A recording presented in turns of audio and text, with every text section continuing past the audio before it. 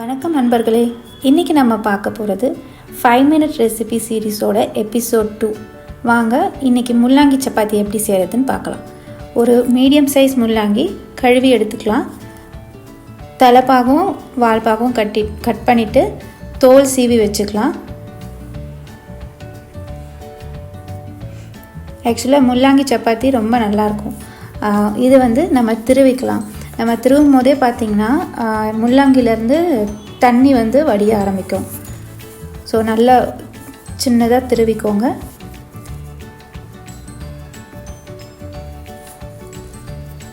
அதுக்கப்புறம் ஒரு அகலமான பாத்திரத்தில் 1 கப்பு கோதுமை மாவு, நல்ல ஒரு பெரிய கப்பாக எடுத்துக்கோங்க. அதில் நம்ம திருவி வச்ச முள்ளாங்கி, மஞ்சத்தூள், உப்பு, அப்புறம் கருவேப்பிலை. நான் காஞ்ச கருவேப்பிலை யூஸ் பண்ணியிருக்கேன். 2 டேபிள் ஸ்பூன் எண்ணெய் போட்டுக்கலாம். தண்ணி ஊற்றுறதுக்கு முன்னாடி இதை நல்லா கலந்து விட்டுக்கலாம். அப்போ தான் மாவில் மஞ்சத்தூள், அதுக்கப்புறம் முள்ளாங்கி, கருவேப்பிலை இதெல்லாம் எல்லா இடத்துலையும் பரவுற மாதிரி நல்லா பிசைஞ்சு விட்டுக்கலாம்.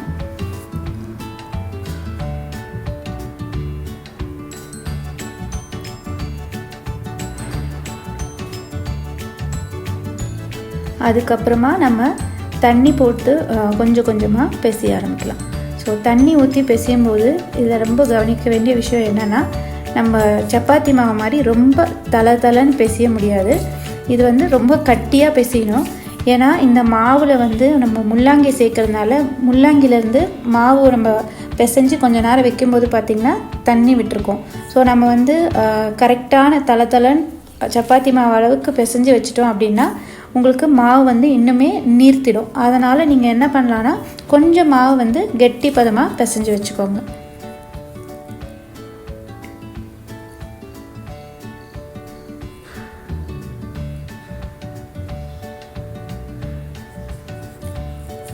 தண்ணி வேணுன்ற அளவுக்கு கொஞ்சம் கொஞ்சமாக பார்த்து சேர்த்துக்கோங்க. ஒரே டைமில் ஃபுல்லாக தண்ணி போட வேண்டாம். மாவு நல்லா பிசைஞ்சுக்கோங்க.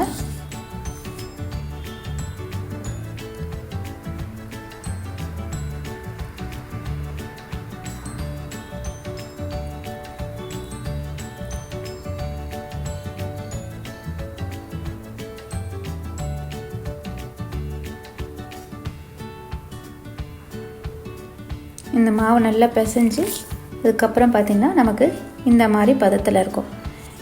இப்போது இதுக்கு மேலே ஒரு ஸ்பூன் எண்ணெய் விட்டு கொஞ்ச நேரம் மேலே அப்படியே தடவி விட்டுடுங்க. தடவி விட்டு தட்டு போட்டு மூடி ஒரு அரை மணி நேரத்துலேருந்து 1 மணி நேரம் எடுத்து வச்சிடலாம்.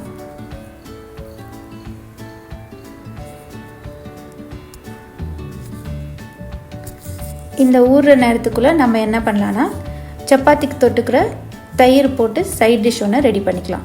இதுக்கு 3 டேபிள் ஸ்பூன் தயிர், 1/4 ஸ்பூன் பெப்பர் பவுடர், உப்பு 1/4, அதுக்கப்புறம் சாட் மசாலா 1/4 டீஸ்பூன் இதெல்லாம் போட்டு நல்லா கலந்து விட்டுடுங்க. உங்களுக்கு காரம் நிறைய வேணும்னா இன்னும் கொஞ்சம் நீங்கள் பெப்பர் கூட போட்டுக்கலாம். ஸோ இப்போ நம்ம மாவு ஊறி இருக்கு. ஒரு சின்ன எலுமிச்சம்பழம் அளவுக்கு, பெரிய எலுமிச்சம்பழம் அளவுக்கு மாவு எடுத்துக்கோங்க. மேல் மாவு வச்சு சப்பாத்தியை நல்லா திரட்டிக்கோங்க. இப்போ பார்த்திங்கன்னா நான் மாவு பிசையும் போது ரொம்ப டைட்டாக பிசைஞ்சேன். இப்போ பார்த்திங்கன்னா உங்களுக்கு மாவு அப்படியே சாஃப்டாக இருக்குது. ஸோ நம்ம நிறைய தண்ணி ஊற்றாமல் கொஞ்சம் கெட்டியாக பிசைஞ்சோம்னா அந்த முள்ளாங்கி சப்பாத்தி அந்த முள்ளாங்கி தண்ணி விடும்போது உங்களுக்கு சரியான பதத்துக்கு வந்துடும். திரட்டுறதுக்கும் ஈஸியாக இருக்கும். சில டைம் நமக்கு பெரிய பெரிய முள்ளாங்கி திருவல் ரொம்ப பெருசாக இருந்ததுன்னா நம்ம திரட்டும் போது அந்த கல்லுலேயே ஒட்டிக்கும். இது நம்ம மெல்லிசாக திருவி போட்டதுனால கல்லில் ஒட்டாமல் ஈஸியாக வந்திருக்கு. தவாலையும் போடுறதுக்கு ஈஸியாக இருக்கும். கொஞ்சமாக நெய் போட்டு 2 பக்கமும் சுட்டு எடுத்துக்கலாம். முள்ளாங்கி சப்பாத்தி ரெடி. தயிர் தொட்டுக்க ரெடி. நான் கொஞ்சம் வெள்ளரிக்காவும் சர்வ் பண்ணுறேன். பிரியம் சேனலுக்கு மறக்காமல் லைக், ஷேர், சப்ஸ்கிரைப் பண்ணுங்கள். அப்புறம் உங்கள் கமெண்ட்டை சொல்லுங்கள்.